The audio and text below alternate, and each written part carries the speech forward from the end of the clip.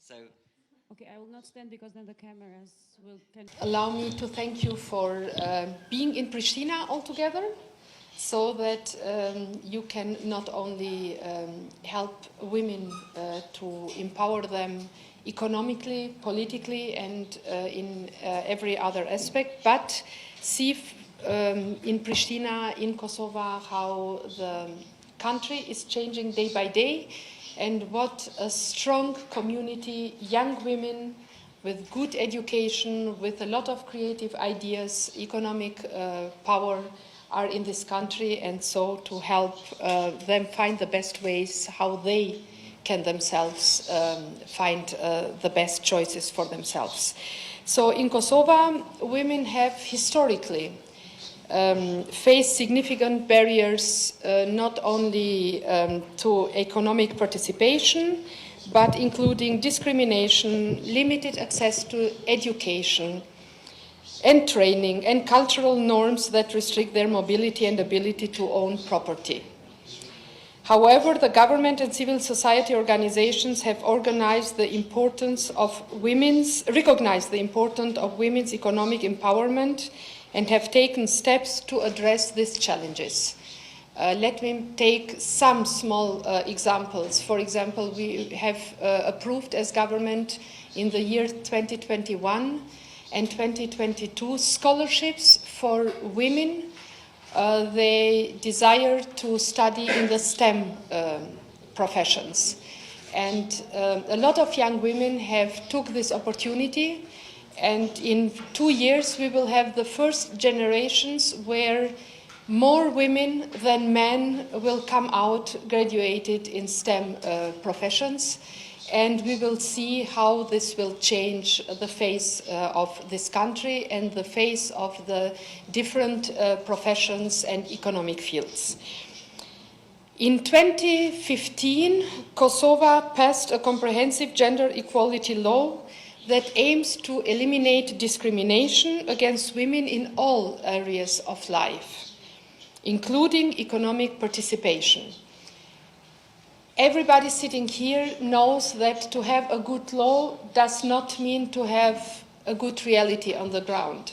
And that's why not only the government, not only the institutions, but civil society, academia, all need to focus more on providing the right environment for women.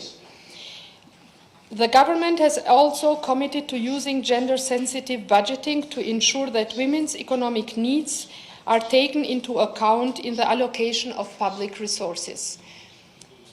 When I speak with potential investors, and as a Minister of Foreign Affairs, you have very often the opportunity to talk about investments in Kosovo, one of the first questions I ask is what from your investment is able to empower women, to let them participate in your investment. Our focus is on women and youth, because as we have the youngest people in Europe, we need to have men and women of young age to have them participating not only economy at a stronger level than we have that in the Western European democracies that we have studied.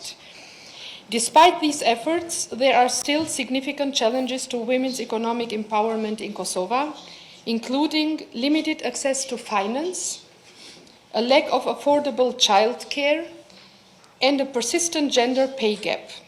More needs to be done to address these challenges and create an enabling environment for women's economic participation and leadership in Kosovo. This working group on women economic empowerment can serve as a valuable mechanism for advancing gender equality in Kosovo region and strengthening its connection to Brussels and the European Union. By facilitated policy coherence, knowledge and experience sharing, resource mobilization and advocacy and awareness raising, the working group can help to create an enabling environment for women's economic participation. Women's economic empowerment. Women's economic empowerment is a subject that we have focused on for the past 2.5 years as a think tank. based in Brussels. What we wanted to do was find a way to identify different kind of solutions to the problem of women, their ability to find jobs, their ability to earn the same pay as men, their ability to have the same outcomes, opportunities and life chances, and have the confidence in life that men enjoy and take for granted.